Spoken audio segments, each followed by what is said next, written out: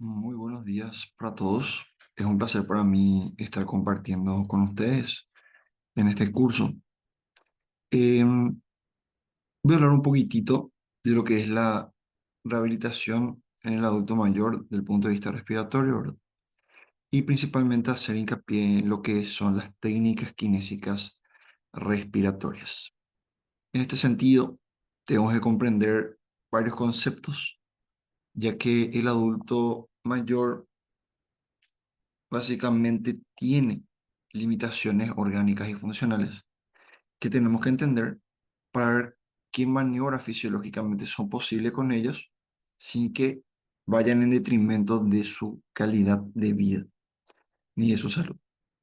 Entonces, sabemos que con la edad, con el proceso senil, inician procesos de envejecimiento, ¿verdad? De deterioro de órganos y sistemas. Obviamente, el aparato respiratorio no está exento a esto.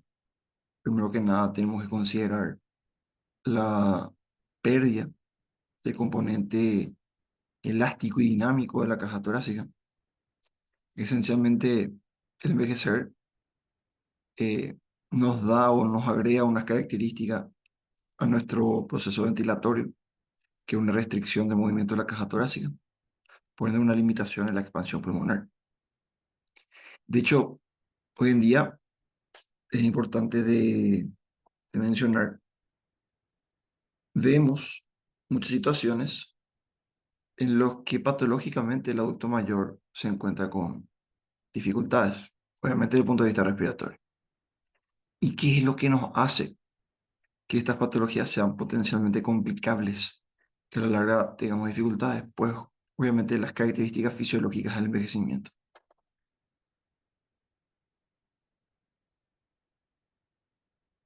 Entonces, básicamente vamos a hacer un recuento de estas alteraciones pulmonares en la senectud, considerando tres grandes componentes, ¿sí? El primer componente, no menos importante, son las vías aéreas. ¿Qué va a pasar con las vías aéreas en función a mi edad? A mayor edad está demostrado que hay un aumento en la rigidez de la pared de las vías aéreas. El aparato mucociliar, que sería nuestro sistema de defensa ante la invasión de agentes patógenos, va a tener menor eficacia. Va a volverse más lento, más inespecífico en el movimiento. Y las glándulas de las células caliciformes, que son las que van a brindar finalmente las secreciones, van a empezar a aumentar su función. Va a haber una hiperplasia glandular, un agrandamiento de estas estructuras, con obviamente una adicional de unas hipersecreción. Lo que es el parénquima pulmonar. Ahí ya vimos el componente de las vías aéreas nada más.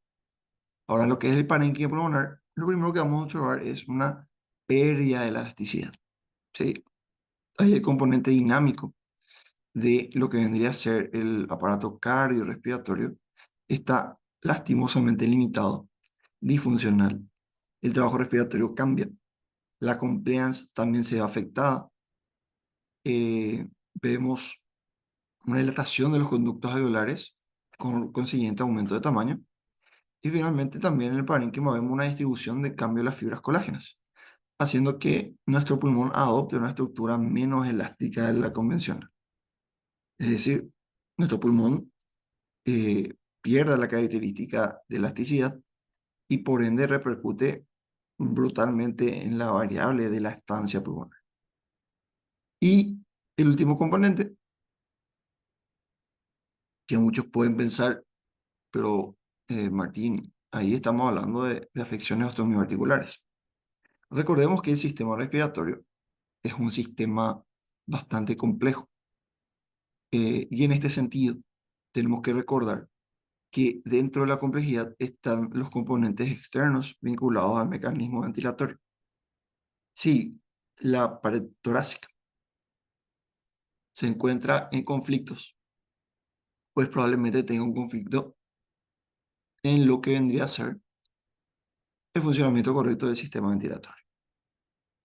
En ese sentido, vemos que el riesgo de osteoporosis con la edad aumenta, Y también tenemos una pérdida importante, un componente elástico de la pared torácica, que vendría a ser la calcificación de los cartílagos costales.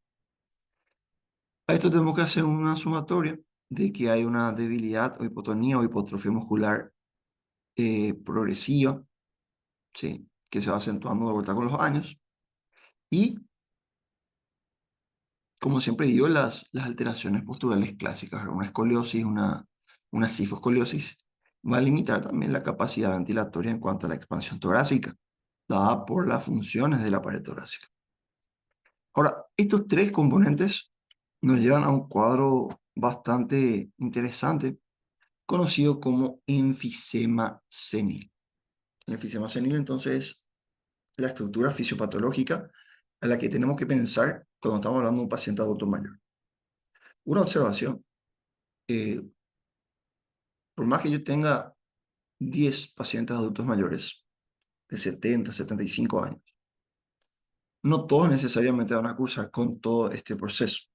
Se ha demostrado que aquellos adultos mayores que han practicado algún tipo de actividad física o ejercicio o deporte a lo largo de su vida, principalmente de predominio aeróbico, eh, digamos que pueden llegar a retrasar en cierta medida la aparición de este enfisema senil, ¿sí?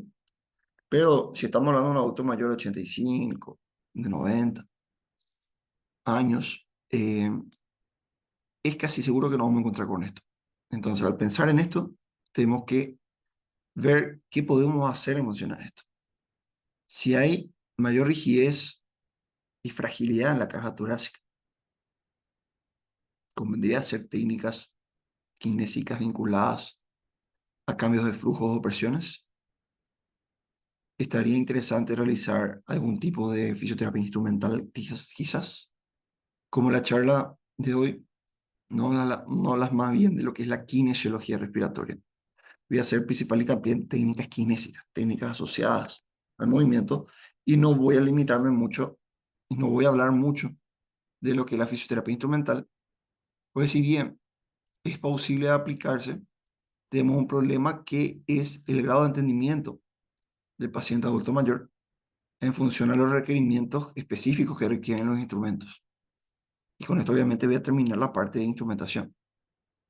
La posibilidad del uso de instrumentos es válida, siempre y cuando tengamos colaboración de parte del paciente y el paciente pueda comprender las indicaciones que le da el terapeuta. De hecho, que en mucho de lo que es kinesiología respiratoria en el adulto mayor,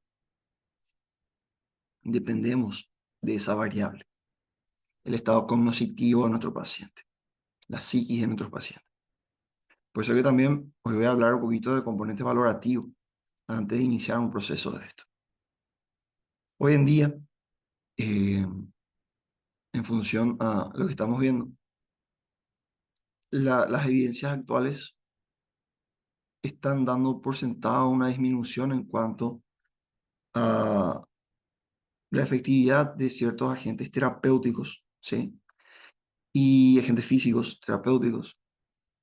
La terapia manual también está teniendo ciertas limitaciones. El componente de control miofacial también. Y lo que actualmente está teniendo mayor evidencia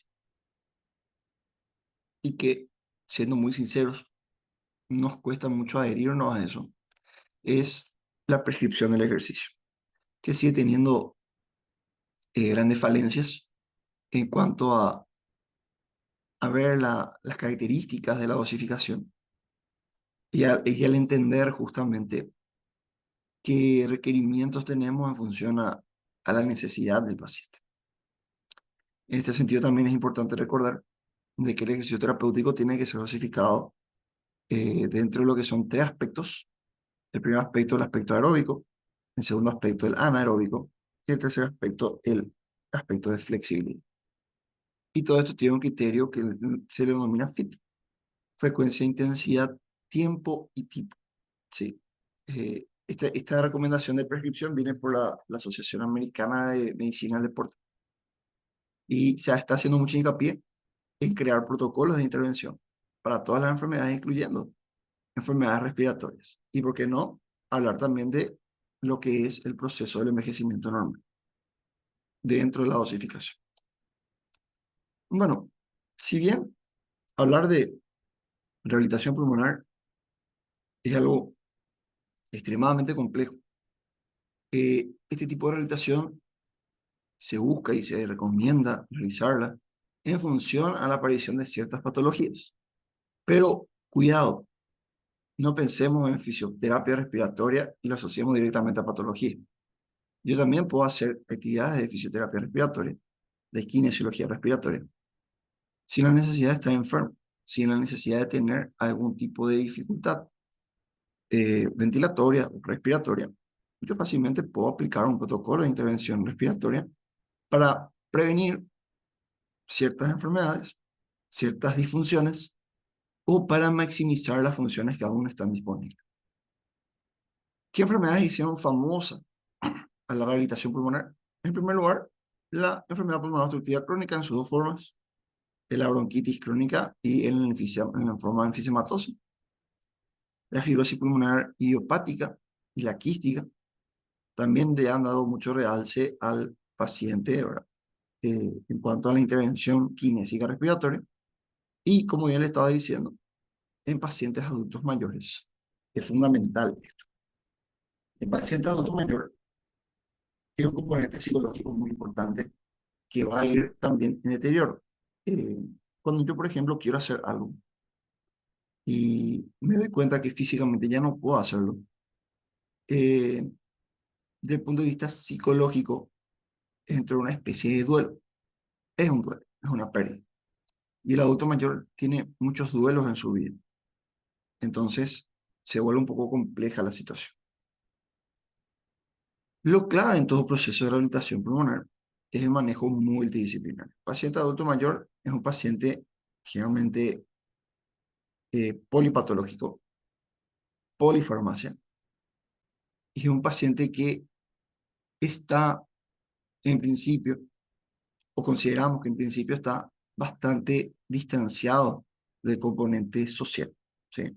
De hecho que hay un pensamiento bastante interesante a nivel social que está cambiando, por suerte, sobre la inclusión del adulto mayor. De hecho, muchos del proceso de las disfunciones que sufren nuestros adultos mayores ocurren por nuestra irresponsabilidad. El paciente adulto mayor cumple 65 años y automáticamente nosotros mismos le generamos una discapacidad. Y me van a decir, ¿cómo que le generamos una discapacidad? Sí, el que yo vea a un paciente adulto mayor de 65 años y le limite barrer porque ya es adulto mayor, genera una discapacidad en el mediano y largo plazo, porque el adulto mayor va a dejar de hacer una actividad de vida diaria para él, o una actividad instrumental de él. Entonces, si bien el proceso de envejecimiento de por sí deteriora funciones, más bien el estigma social deteriora mucho más rápido y lastimosamente es un proceso intrínseco social que tenemos que ir borrando a poquito. El adulto tiene que hacer cuanto quiera hacer y mantenerse funcional la mayor parte del tiempo. Entonces, dentro del espectro de estrategias que puedo manejar en pacientes con enfermedades respiratorias crónicas, ¿verdad? Eh, Debo tener primero lo que tendría que ser el eje terapéutico con el paciente y considerar los tres aspectos básicos. Primero, el aspecto multidisciplinario, no trabajar solo con un adulto mayor. El aspecto de individualizado, no pensemos en programas múltiples de rehabilitación en masa, porque perdemos elementos de control y finalmente esto repercute en la calidad y en los resultados esperados de las intervenciones. Y la atención al funcionamiento físico y social. En este sentido, también es interesante hablar de ciertos componentes desde el punto de vista de las actitudes del paciente frente a la kinesiología respiratoria. Y aparece una gran bandera roja, la adherencia al tratamiento. La adherencia al tratamiento tendría que ser clave en cualquier tipo de intervención. Y los adultos mayores particularmente se torna a veces hasta un poco complicado lograr esa adherencia al tratamiento. Primero porque se desconoce de nuestro alcance se desconoce de nuestra función en sí. Es nuestro deber iniciar el proceso de educación, que ya voy a hablar de eso. Muchos dicen que ese proceso está exento o libre de lo que es nuestra intervención en fisioterapia. Y la evidencia actual nos dice que tenemos que incluir el aspecto de educación previo al inicio de cualquier tipo de terapia, previo, durante y al finalizar, para que el paciente tome conciencia de todos los procesos que están inherentes desde el punto de vista patológico y él sea el responsable de evitar o de mejorar, de evitar, digamos, la progresión de esto o mejorar su calidad de vida. ¿Por qué es difícil la adherencia al tratamiento en el adulto mayor? Pues tenemos un contexto, el propio adulto mayor y la familia. Si nosotros dimos una indicación de hacer tal actividad, le prescribimos tal actividad física, tal tiempo, tal hora, pues la familia puede llegar y decir, no, no hace falta que hagas eso. Sí, me pasa mucho particularmente, cuento casos de rehabilitación cardiovascular, pero me son muy útiles. El paciente quiere hacer las actividades. El paciente comprende que tiene que moverse para rehabilitarse. La familia no lo deja. Pues para la familia, para recuperarse una cirugía postcardíaca, de una postcirugía cardíaca, perdón, es fundamental que el paciente repose. Cuando ya sabemos nosotros que las guías actuales nos dicen que tenemos que mantenernos en movimiento el mayor tiempo posible. Obviamente, con parámetros eficaces. Entonces, ¿son todos los pacientes adultos mayores seleccionables para iniciar un programa de rehabilitación que incluya obviamente técnicas kinésicas respiratorias? La respuesta es no. No todos son capaces de ser seleccionados. Y de vuelta, voy a hacer hincapié en esto. Estoy hablando de pacientes que van a hacer principalmente técnicas kinésicas respiratorias. Van a decir, pero ¿se puede aspirar al paciente? Sí, pero la aspiración no es una técnica kinésica en sí, es una técnica fisioterapéutica. Usamos vacío como agente terapéutico, ¿entienden? Entonces, no. Dividamos bien eso para evitar confusiones. Entonces, siempre tenemos que basarnos en los criterios de incapacidad y limitación funcional que dan los síntomas respiratorios y cuál es el grado de participación activa que pueda tener el paciente para lograr una mejoría en el estado general. Muchas veces, y me ha pasado, que colegas me consultan, Martín, ¿qué le puedo hacer de respi a mi abuelito? No sé, no me acuerdo de ninguna técnica, no tengo miedo de lesionarlo. Y una técnica que es inherente en todos los procesos de fisioterapia, en todas las áreas, en el prequirúrgico, en el posquirúrgico, ya sea intervenciones osteoarticulares o respiratorias, que es la movilización pasiva. La movilización pasiva es una herramienta importante eh, al momento de generar cambios importantes en el manejo de secreciones del paciente. Por ende, como yo siempre digo, si tenemos dudas acerca de qué hacer, a lo primero tenemos que recurrir a la movilización pasiva. A lo segundo, a la activo asistida, ¿sí? Y tercero, a la activa. Bien, entonces, obviamente, para que el paciente vea un cambio estructural importante dentro del condicionante fisiopatológico de la enfermedad que posea, vemos que es ideal que inicie un programa de rehabilitación un paciente que tenga una limitación funcional de moderada a severa, con enfermedad pulmonar estable o tratamiento estándar, es decir, sin descompensaciones. Y también considerar la ausencia o el control de ciertas otras incapacidades médicas o discapacidades que puedan generar su estado general. ¿Sí? También es importante que el paciente esté consciente y motivado para su propio autocuidado. ¿Sí? Entonces acá ya tenemos que descartar muchos pacientes, ¿verdad? Para iniciar un proceso de rehabilitación. Por ejemplo, el paciente con alteraciones cognitivas, eh, afecciones psiquiátricas, cuidado porque no puedo proponer un programa de rehabilitación sin tener el control de esa variable. Y con esto no quiero que eso me interprete, no es que no se puede hacer técnicas de kinesiología respiratoria, es que va a depender mucho del grado de entendimiento en ese momento del paciente. Instrumental, como le digo, sí, podríamos aplicar, pero de vuelta, el instrumento es nada si no hay colaboración del paciente. Entonces, iniciamos el proceso de evaluación. Esto va a incluir la parte de la entrevista, la evaluación médica, nuestra propia evaluación, las pruebas diagnósticas, y aparece acá un bicho nuevo que es la evaluación psicosocial y el trazado de nuestros objetivos. Dentro de la entrevista hay que introducir al paciente en lo que va a ser el programa de rehabilitación, ¿sí? Comunicar tanto al paciente con, eh, con la estructura, ¿verdad? Con con la guía de rehabilitación respiratoria y obviamente destinar un tiempo durante la entrevista a aclarar todas las dudas. Paciente que no aclara la duda es un paciente que no vuelve, es un paciente que no se adhiere al tratamiento, es un paciente que abandona tempranamente la intervención. Hoy tenemos que pasar por una evaluación médica que también se contrasta con nuestra propia evaluación. Esto no es determinante en función a nuestra actuación y ejercicio profesional. El fisioterapeuta es autónomo, pero uno de los pilares del tratamiento de la rehabilitación es el pilar multidisciplinario. O sea, tiene que haber comunicación entre todo el equipo. Entonces, perfecto que exista una evaluación médica, pero sin descuidar la evaluación fisioterapéutica. ¿En función a qué? A la funcionalidad del paciente. Podemos tener muchas pruebas que nos pueden dar indicaciones y orientaciones acerca de qué tipo de intervención tomar desde el punto de vista respiratorio, pero estas pruebas obviamente no van a ser nunca decisivas o determinantes, sino que van a ser coayudantes a la intervención que podamos realizar. Otras pruebas diagnósticas, ¿verdad? Que son importantes de realizar en estos pacientes, principalmente dentro de nuestro punto de vista de intervención, son las pruebas de ejercicio, ¿sí? Porque tenemos que evaluar una variable importante antes de iniciar actividad kinésica respiratoria, que es esencialmente la tolerancia al ejercicio del paciente y ver cómo gasométricamente este paciente se comporta.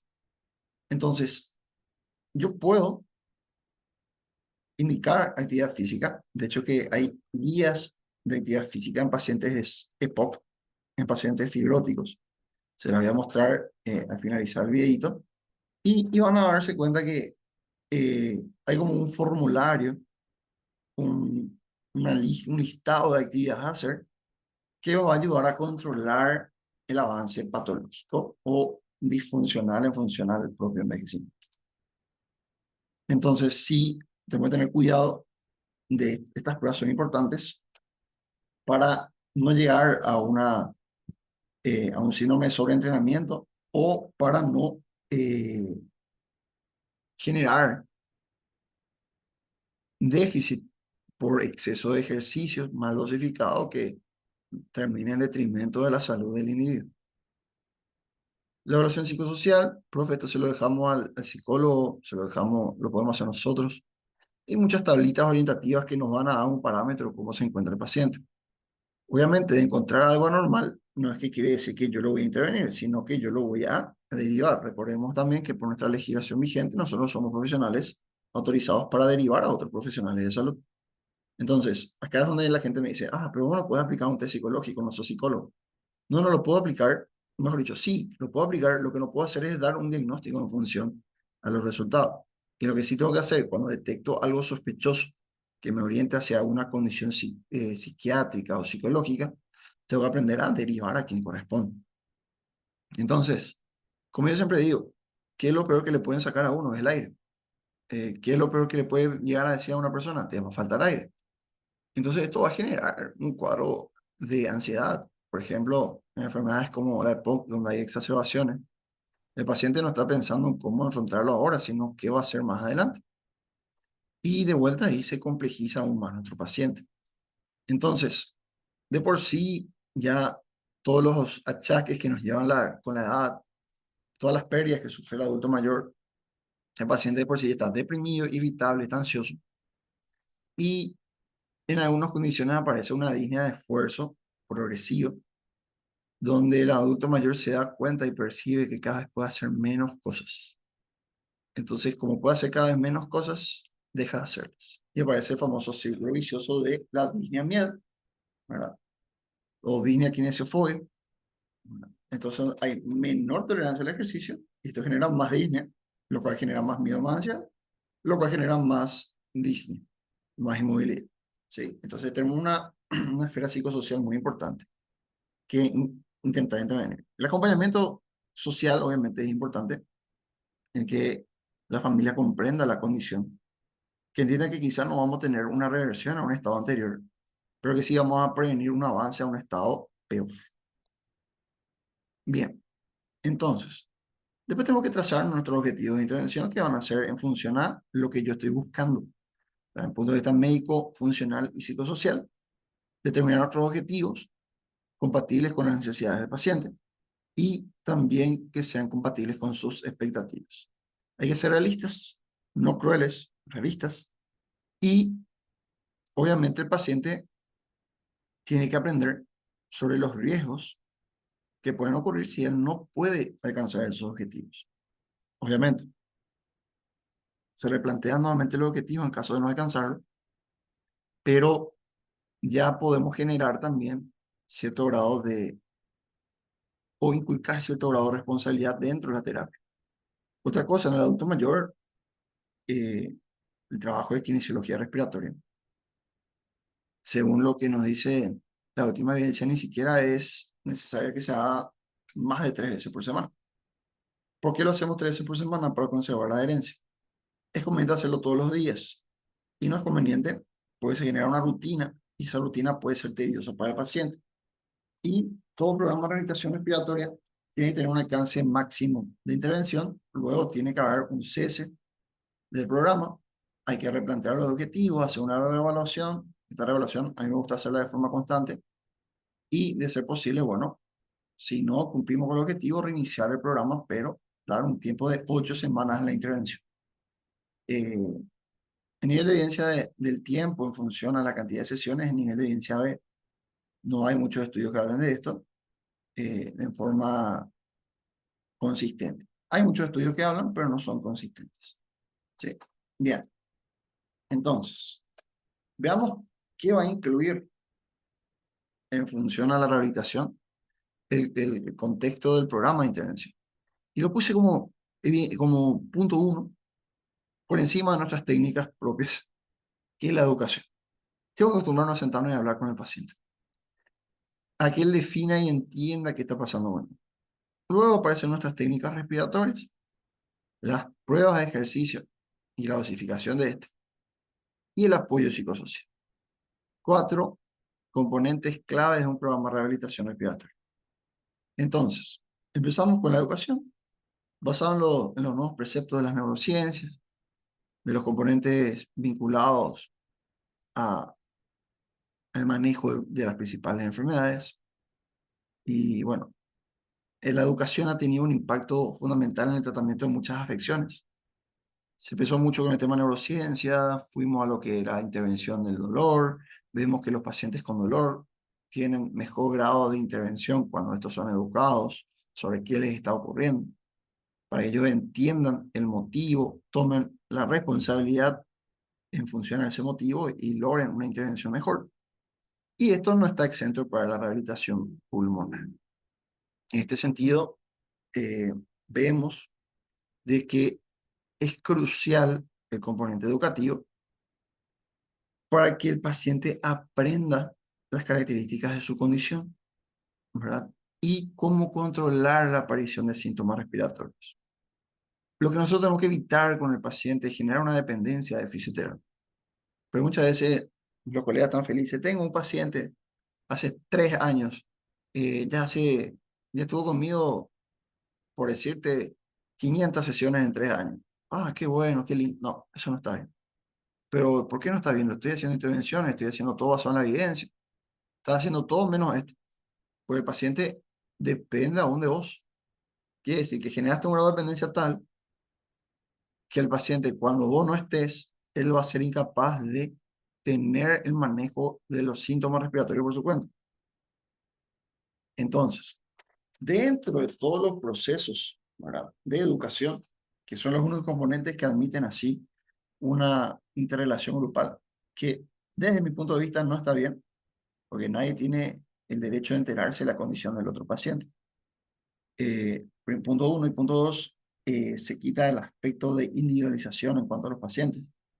No es lo mismo darle e informarlo, instruirlo a un paciente que tuvo una formación escolar básica a un paciente que no tuvo ningún proceso de formación escolar, ¿sí? Entonces, tenemos que entender que en ese sentido no es lo mismo, ¿ok? En el adulto mayor está eso aún más limitado.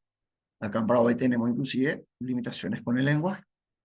Hay pacientes adultos mayores que solamente entienden el guaraní. Y hoy en día tenemos profesionales de salud, ¿verdad?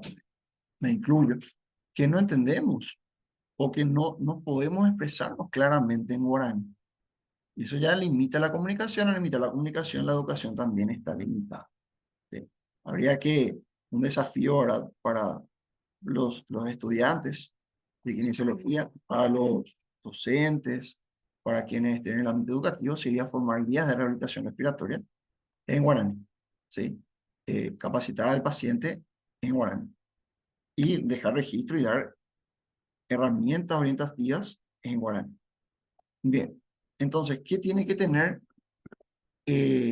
un programa de educación basada en la rehabilitación respiratoria y en la intervención respiratoria?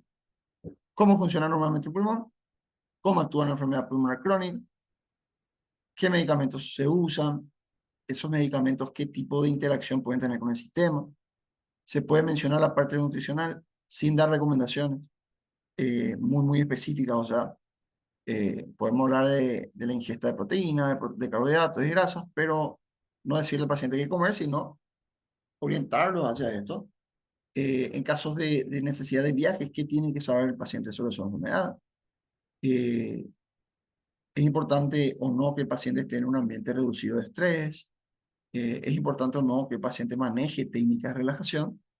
Y reconocer una crisis, ¿verdad? O un aumento, una exacerbación de síntomas para acudir rápidamente al equipo sanitario. Eh, si nuestro paciente, además de todo esto, tiene un requerimiento de oxigenoterapia, tenemos que enseñarle control de signos vitales, que para mí es fundamental en todo paciente. Y bueno, podemos hablar de técnicas respiratorias, de drenaje bronquial, percusión torácica, pero ojo, no estoy hablando de la percusión torácica manual, sino de la instrumental, que sí tiene cierto grado de evidencia, manejo de estados hipersecretores. La percusión torácica normal no. Y tener o dar al paciente los puntos claves de autocuidado. Bien, llegamos finalmente al quid de la cuestión, que básicamente nos toca hablar de técnicas respiratorias y la fisioterapia pulmonar o respiratoria. Entonces, el paciente a veces tiene un mal concepto de lo que es la fisioterapia respiratoria. Hay técnicas muy importantes de modificación de flujos, ¿verdad?, que podrían emplearse, pero tenemos que tener en cuenta la característica de la caja torácica del paciente y la capacidad funcional de este. Podemos generar una injuria o lesión de generar una mala aplicación. Casi siempre dentro de este aspecto tenemos que contar primero el mecanismo de selección de técnicas,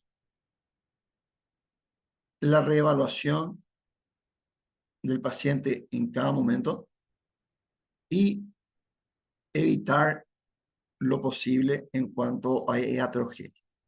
En realidad para mí sería hasta un poquito de negligencia. O sea, si yo hago, por ejemplo, una maniobra como la compresión-descompresión en una pared torácica rígida, inflexible, deteriorada, probablemente puedo generar una fractura costal. De un patrón restrictivo pasa a un patrón más restrictivo y eso obviamente para el paciente no es un buen negocio. En este sentido también recalcar que dentro de las intervenciones en fisioterapia es importante, insisto en esto, la colaboración del paciente. Si el paciente no entiende cuando yo le digo saca aire, ¿cómo puedo hacer la maniobra respiratoria? Si el paciente no entiende mete aire por nariz, saca lento por boca, es muy difícil que logre un resultado. Bien, entonces, dentro de las técnicas que podemos utilizar en estos pacientes tenemos fisioterapia torácica, ¿verdad?, para el control de secreciones, técnicas de retención de la respiración para aliviar y controlar la disnea y la mejoría de la función ventilatoria, el uso adecuado de equipo de cuidado respiratorio acá es crucial esto, ¿no? La gente, el personal de salud, muchas veces da por sentado que el paciente sabe cómo se usa un movilizador o sabe cómo se usa un inhalador o un IDM. eh, y, y realmente no lo saben. Lo utilizan mal, creen que pueden abrir un flujímetro sin problema, creen que está bien que saturen al 100%, cosas así que tenemos que educar. Por eso le digo, la clave de la intervención es la educación. El resto viene por añadido. Y bueno, nos vamos con el primer componente kinésico, que muchos dirán, ejercicio. Ejercicio lo podemos tomar dentro del espectro de técnicas kinésicas, pues cumple con los requisitos. Sí, estamos hablando de movimiento controlado, prescripto. Y dentro del ejercicio encontramos muchas bondades dentro del proceso de rehabilitación respiratoria. Es una técnica kinésica como tal. Entonces, en ese sentido, tenemos muchos beneficios, tanto fisiológicos como psicológicos. Vemos que el paciente puede tener una capacidad de incrementar las capacidades máximas y mejorar su actividad física, aunque no tengamos un cambio drástico en la función pulmonar. Eso también es algo que tenemos que entender. Muchas veces no vamos a poder hacer nada para modificar la condición que presenta ese pulmón, pero sí vamos a poder ayudar al resto de los sistemas. De vuelta que el paciente también se beneficia del aprendizaje al lograr hacer pruebas físicas cada vez más eficientes. Dentro de esto tenemos que considerar las pruebas de ejercicio, ya que nos van a dar una oportunidad para lograr una capacidad adecuada de trabajo, no hacerlo a ojímetro. Eh, si bien hay una recomendación un poquito baja en cuanto a evidencia de los métodos de control de Disney, tiene una evidencia tipo C actualmente. Eh, de vuelta, esto no quiere decir que no funcione, sino que hay otras técnicas que podrían tener un poquito más de evidencia. El control de la disnea, las técnicas de respiración y relajación van a ser coayudantes terapéuticos. Ahora, muchas veces nosotros estamos pensando, calculando qué maniobra voy a hacer, qué técnica voy a hacer para poder la cosa, pero eso está en mí como fisioterapeuta. Ahora, el problema está realmente en no solamente prescribir el ejercicio, sino en el seguimiento terapéutico. Por eso decimos que el ejercicio terapéutico es lo más difícil que tenemos para el personal en sí, para el equipo multidisciplinario y el vínculo que tiene con la experiencia del paciente. Entonces, las técnicas de ejercicio de entrenamiento para pacientes con enfermedad pulmonar siempre van a ser modificables en función a las limitaciones que tienen los adultos mayores, ya sean estos sanos o con enfermedades concomitantes. ¿Sí? Obviamente también podemos encontrar que durante la realización de ejercicio se detone alguna complicación, ¿sí? O algún problema que nos impida, obviamente, progresar en el proceso.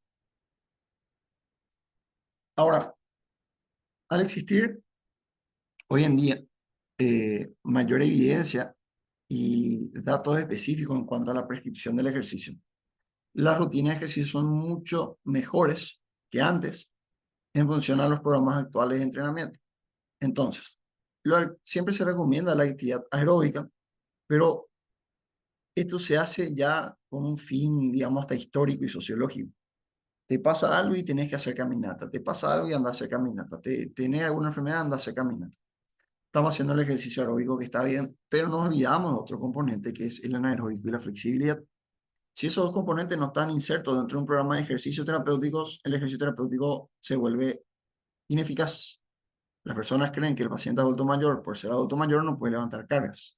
Y la corrección es, pueden levantar las cargas que estén ajustadas a su nivel fisiológico, a su nivel de función. Bien, se hace un cálculo de la resistencia máxima, se hace un cálculo también de la frecuencia cardíaca máxima del individuo y se trabaja en porcentaje en función a qué tipo de intensidad quiero lograr con ellos. Que el paciente adulto mayor me llegue a trabajar en una intensidad leve, está bien, lo va a hacer hasta generar un proceso de adaptación, que me puede llegar hasta una intensidad moderada. La intensidad alta tenemos que tener ciertas consideraciones. Generan de por sí en pacientes jóvenes inclusive riesgos cardiovasculares importantes. Entonces, preferentemente yo decido trabajar con pacientes adultos mayores en una intensidad de leve a moderada, ¿sí? Sin ningún sobresalto en ese sentido.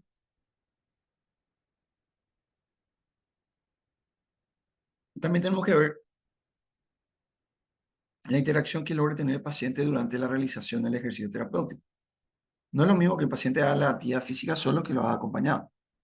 En este sentido también hay que considerar muchas cosas, dentro de las cuales podemos mencionar, ¿verdad?, de que el acompañamiento en lo que en lo que son los aspectos del ejercicio físico van a ser cruciales eh, para el éxito terapéutico. El paciente que está acompañado socialmente va a ir para arriba siempre, ¿ok? Y también, bueno, considerar ciertos factores climatológicos acá con las hermosas brisas, entiéndase el sarcasmo de nuestro país, ¿verdad? Eh, con el calor que estamos teniendo actualmente es un poco difícil plantear actividad física al aire libre, ¿sí? Ahí tendríamos que optar, lastimosamente, yo digo lastimosamente, por espacios cerrados, ya que no hay una buena retroalimentación sensorial en función a los componentes que nos puede dar el medio externo. No es lo mismo hacer actividad física dentro de domicilio que hacer actividad física afuera, ¿sí? La mayoría de las intervenciones que hago en rehabilitación pulmonar, respiratoria, cardiorrespiratoria, mi punto de encuentro son parques, ¿sí? Para dar justamente ese cambio de ambiente en el paciente y dar un estímulo motivacional en sí.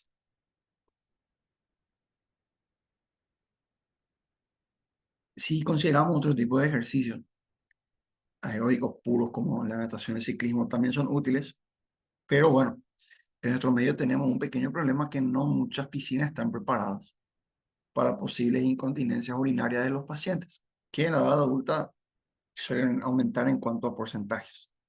Con el ciclismo no hay tanto problema con eso, pero sí conlleva un riesgo mayor de caídas. Y sabemos que las caídas no son muy buenas amigas de los pacientes adultos mayores. Eh, la premisa es mantener al paciente en actividad. Cuando el paciente deja de tener una actividad física, el deterioro funcional aumenta exponencialmente, ¿sí? Entonces, tenemos que generar, cuando el paciente se enfrenta a una enfermedad pulmonar crónica, tenemos que generar un acondicionamiento total. No solamente quedarnos con lo que es el sistema respiratorio, porque si solamente concentramos nuestro esfuerzo en lo que es el sistema respiratorio, la respuesta probablemente no va a ser la mejor que si hubiéramos hecho un esfuerzo global. Componente aeróbico, componente anaeróbico y componente de flexibilidad. Ahora, hay veces que tenemos pacientes que no son hipoxémicos, pero estos pueden tener cambios en la oxigenación arterial que no pueden ser predecibles por evaluaciones. Ahora, siempre es importante por eso tener un componente de lectura, realizar saturometría constantemente y ver cómo se comporta tanto frecuencia cardíaca, frecuencia respiratoria y saturación de oxígeno. Los rangos actuales de saturación de oxígeno oscilan, ¿verdad?, entre 94 y 98%.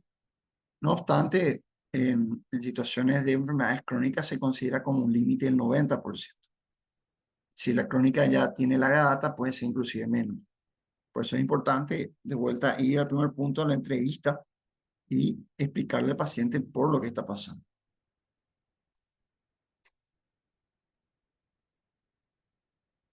Hay requerimientos a veces dentro de un programa de rehabilitación respiratoria, por más que estemos haciendo ejercicio terapéutico, no más, como dice la gente, no podemos hacerlo sin un componente de seguridad que es el balón de oxígeno.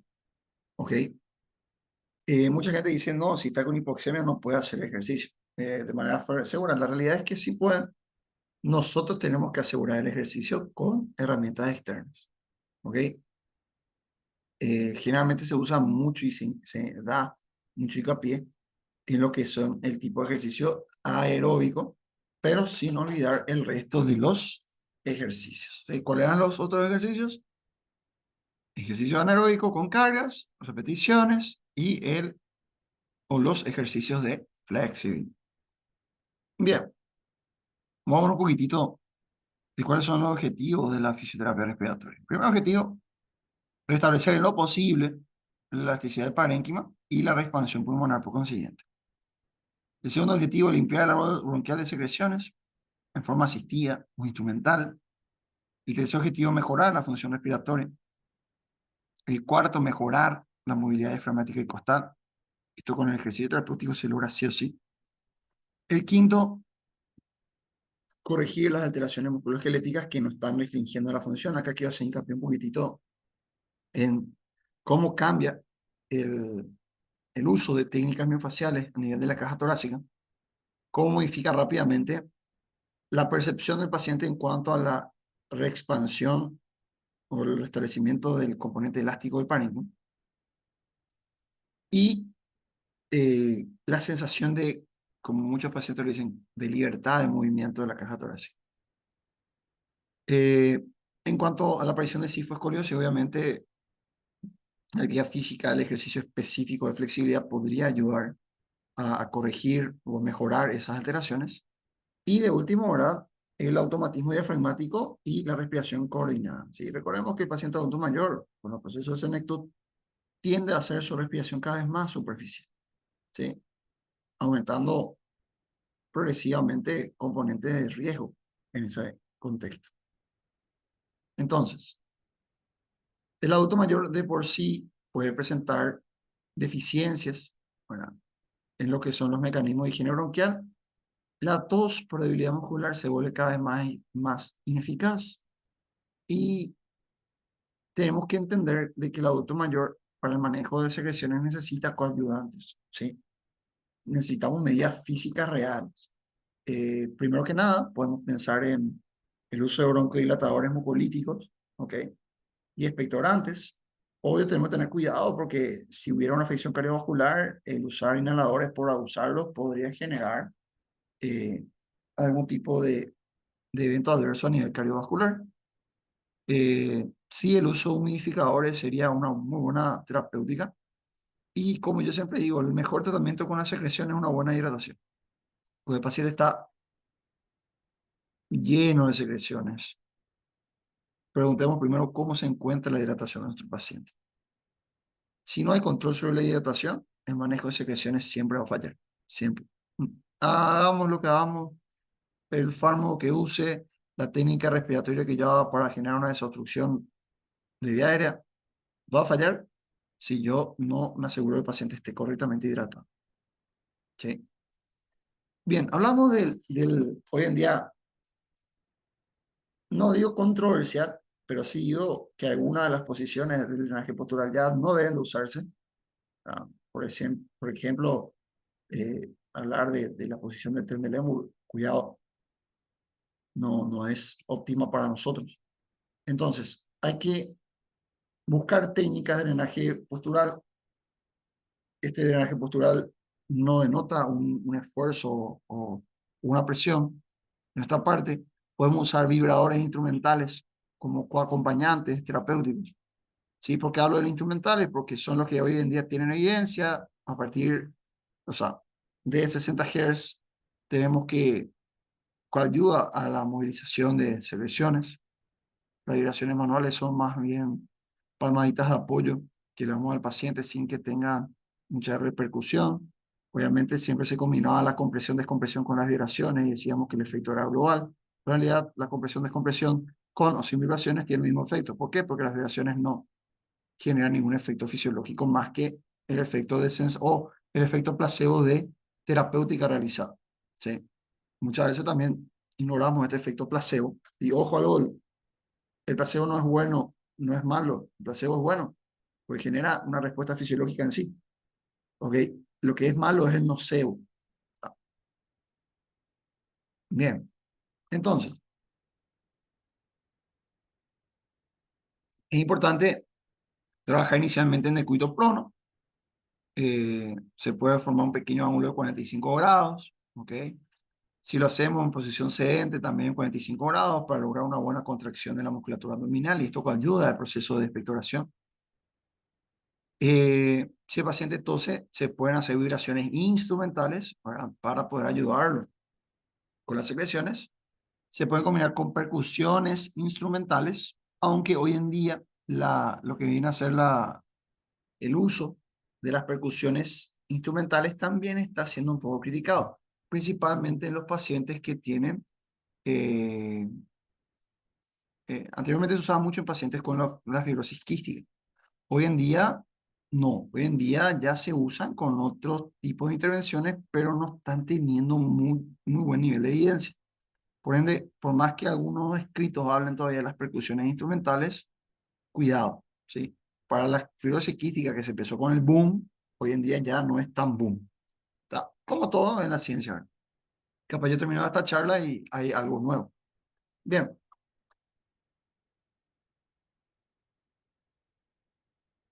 obviamente el drenaje postural puede agotar al paciente, puede ser dificultoso de mantenerlo, entonces en ese sentido es importante, ¿verdad? Restablecerlo rápido y tener mecanismos de resguardo como oxigenoterapia. Hay también posturas específicas para drenar ciertos segmentos pulmonares, ¿verdad? Obviamente esto lo tenemos en las guías de intervención de drenaje postural, entonces eso se puede utilizar sin problema. Tos productiva, ¿verdad? Que es lo que buscamos en el paciente. Eh, Hay unas indicaciones que podemos hacer, todos a altos volúmenes o todos a bajos volúmenes. Generalmente, cuando tomamos mucha cantidad de aire, ¿verdad? Vemos, perdón, de que el manejo de esa tos implica un alto volumen, pero no hay una muy buena distribución en cuanto a lo que son las porciones distales del pulmón. Entonces, tomamos mucho aire por nariz, mantenemos el aire y luego expulsamos el aire de golpe, generando justamente hasta una contracción abdominal, ¿sí? Trabajar en el control abdominal del paciente adulto mayor con alteración respiratoria es fundamental para esto. Si el abdomen no está fuerte, la tos nunca va a poder ser productiva. Llegamos a los ejercicios respiratorios de por sí y entender ese enfisema senil que estuvimos hablando hace que el paciente ventile mal, lo ventile excesivamente, o sea, aumenta la frecuencia respiratoria y superficialmente. ¿Qué vamos a hacer nosotros? Es ayudar al paciente a que aprenda a respirar con el menor gasto de energía y que esto sea compatible con un buen grado de ventilación. ¿Sí?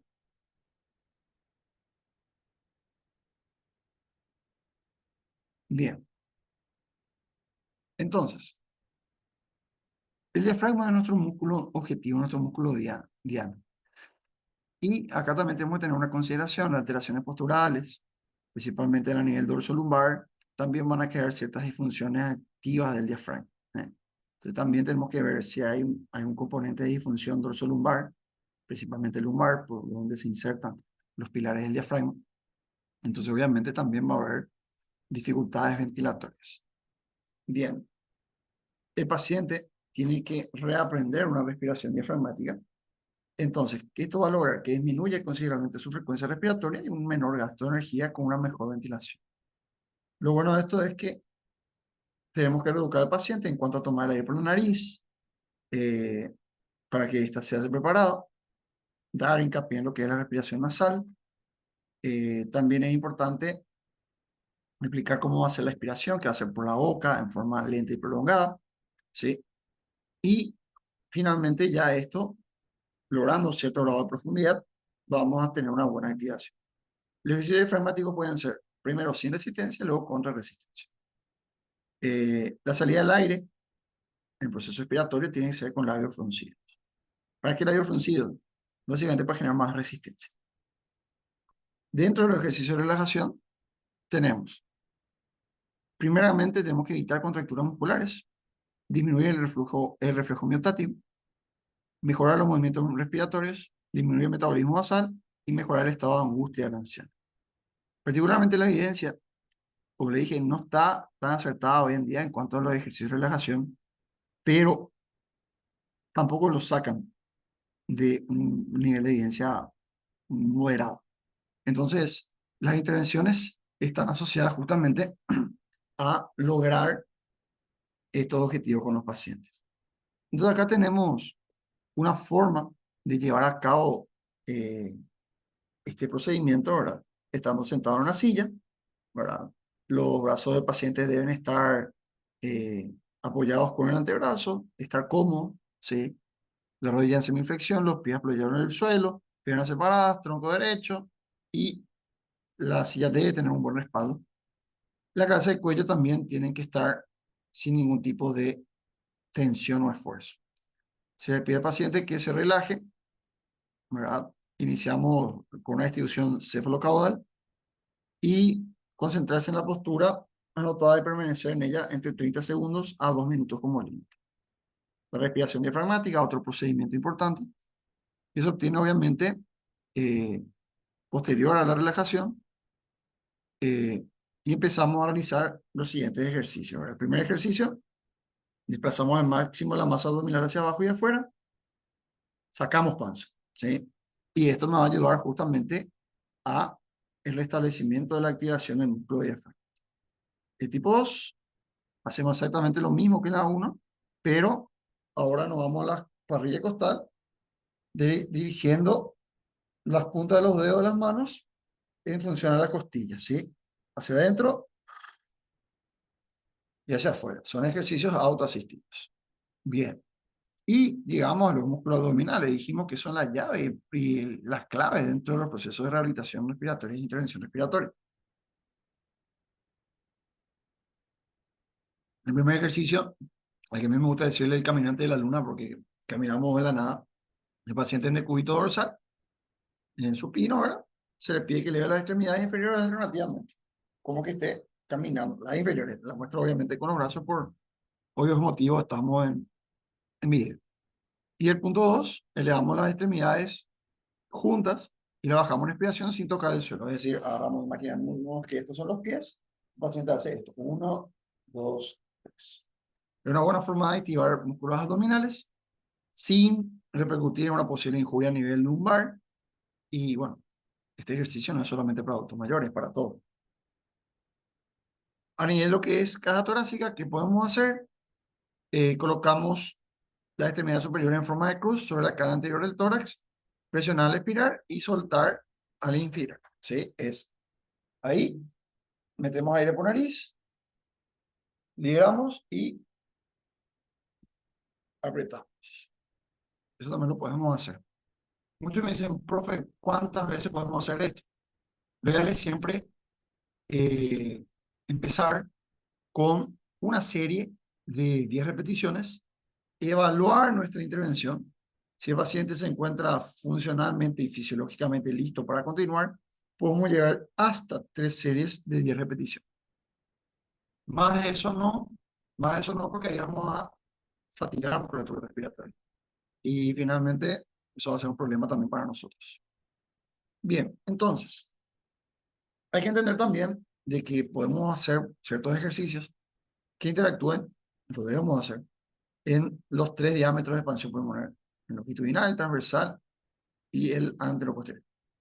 Entonces, el paciente tiene que estar sentado con la cara posterior del tórax con el respaldo del asiento, se inspira expandiendo abdomen, pecho y se expira suavemente flexionando el tronco sobre el abdomen. Columna vertebral, consideración sobre lo que es la cifosis senil, ¿verdad? Entonces, podemos utilizar ejercicios de autoelongación, de extensión, flexiones frontales y laterales de columna. Y dentro del primer ejercicio que podemos recomendar, cara posterior del tórax pegada a la pared, inspirar elevando las extremidades superiores. Por encima de la cabeza, ahí logramos expansión torácica y abdominal y bajamos los brazos sacando el aire, ¿verdad? Soltando el pecho y a medida que vamos sacando aire, generar una contracción abdominal. Entonces, ya hicimos los primeros elementos de readecuación de los principales componentes del sistema respiratorio. Ahora tenemos que ir al reentrenamiento del esfuerzo. Sí o sí, para el reentrenamiento del esfuerzo tenemos que tener un estudio ergonométrico porque podemos hacer una sobrecarga a tal punto que sea dañina para la salud del individuo. Podemos iniciar con caminatas, ejercicio aeróbico por excelencia. Inspirar por la nariz durante 2 pasos y expirar durante 3 pasos. ¿Sí? Muchas veces es un poquito difícil llevar a cabo esto. Y algo que me gusta hacer también es acompañar la caminata de mis pacientes con charlas activas. Cuando mi paciente no es capaz de continuar una charla activa sin que éste se note fatigado o sin que él pueda controlar la conversación, es el momento en que debo de suspender la actividad. Correr, cuando vamos a correr ya en una fase mucho más avanzada, debemos inspirar sobre 2 pasos y expirar sobre 3. Ir aumentando gradualmente el ritmo. Hay otras actividades físicas que puede hacer el adulto mayor, por supuesto, claro que sí. Pero acá tenemos que hacer una división entre el adulto funcionalmente sano y el adulto con alguna patología de base, principalmente respiratoria.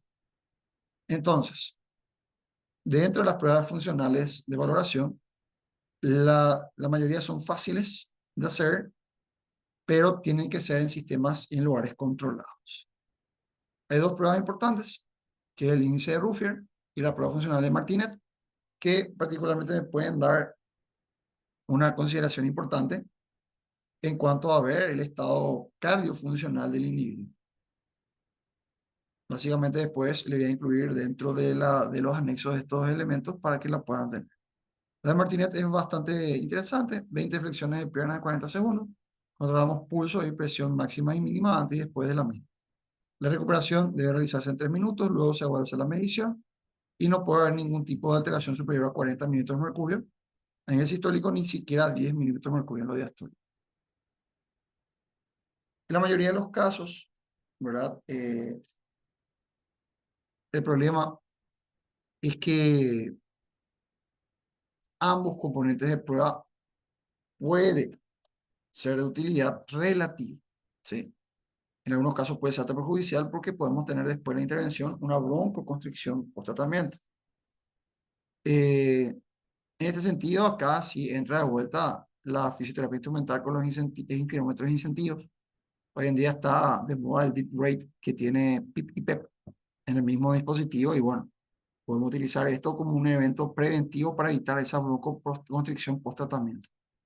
O recurrir a elementos caseros como la bottle PIP, la botella de PIP, también podría ser utilidad. De hecho, que esa bottle PIP tiene un nivel de evidencia bastante respetable. Bien, eh, cuando usamos presión positiva, ¿verdad? Podemos tener cierto grado de deterioro. Entonces, el paciente puede tener un aumento del volumen residual que puede condicionar a la capacidad funcional residual.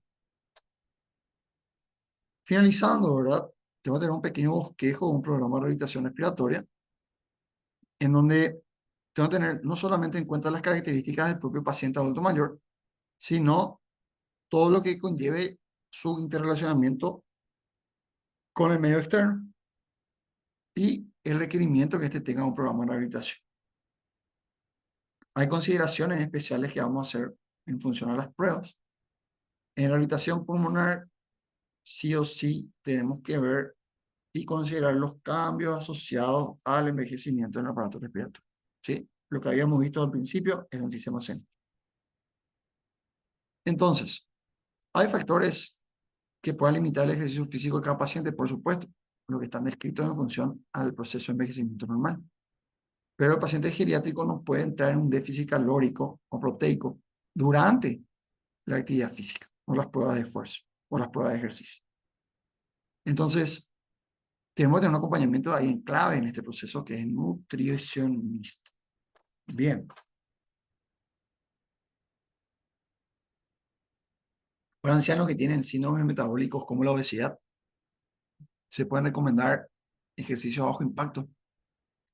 Cuando hay alteraciones como la hipertensión arterial, que anteriormente se decía que el paciente hipertenso no levante peso. Hoy en día ya sabemos que no, el paciente hipertenso debe levantar un peso controlado. Obviamente es una carga mínima, no llega a ser una carga exigente, pero no debe hacer. ¿Ok? Y, obvio, cuando hubiera la presencia concomitante de arritmias cardíacas o eventos isquémicos, debemos hacer un proceso de monitorización mucho más exhaustivo. Y, obvio, el control de la ingesta de los fármacos, ¿verdad? Los controles periódicos médicos con otros profesionales de salud y ver la posible interacción de ciertos fármacos durante la terapia.